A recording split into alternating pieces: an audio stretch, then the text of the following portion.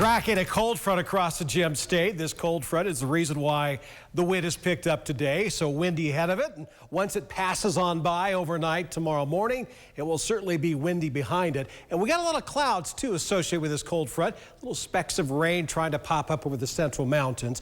Those clouds will thin out overnight into tomorrow. And then we have another front that will sweep across the state late tomorrow into Saturday. And that will bring with it too, you guessed it, more wind and even cooler. Well, today, not too bad temperature-wise. We're at 76. We did manage to hit 80 in Pocatello earlier today, so that won't be quite 80 tomorrow with that cold front that's sweeping across the state now. Tonight's forecast, decreasing winds this evening. With a little bit of a breeze overnight. Low temperatures for some will be a little cooler than they were last night. Looking at a low of 50 at Pocatello. Idaho Falls will see a low temperature of 46. 48 in Rexburg. St. Anthony will be in the mid-40s. We had a partly cloudy sky for the central mountains. Lows cooler than they were last night. Yeah, we'll actually be back in the icebox at Stanley once we get that clear sky late tonight. We're looking at a low of 29 there, but staying well above freezing in Chalice, as we would expect. Chalice should always be warmer in Stanley, right? Chalice tonight, 42, a little bit cooler up the road in Salmon at 38. Jackson tonight, 41, still above freezing in Yellowstone. So what does that make it at 2 nights in a row where temperatures will stay out of the icebox? Even Island Park will be relatively mild compared to where it was a couple nights ago. We'll call it partly cloudy as well.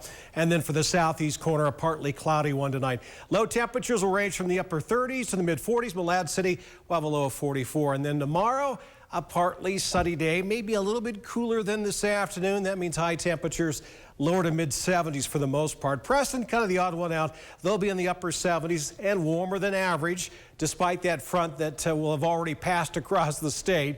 Temperatures, though, won't be quite above average as they've been lately. And we got some wind for the upper highlands in western Wyoming, especially in the Teton Valley, Driggs area.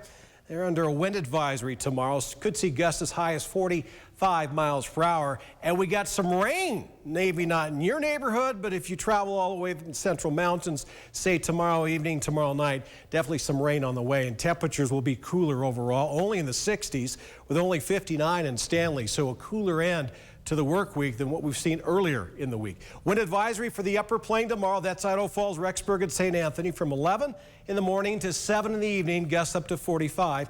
Not quite as windy in the lower plain, but windy enough to notice for sure. Southeast Idaho Chevy dealer 7-day forecast. There's a chance of rain tomorrow night into Saturday morning with more wind, even cooler. Wow, down in the mid 60s for the weekend, so much cooler than it was last weekend. We start to rebound into those 70s starting Tuesday. Idaho Falls 7-day forecast, not quite done yet with this wind. A couple more days, hang in there. There is a chance of rain though tomorrow night into Saturday morning with this last round of wind.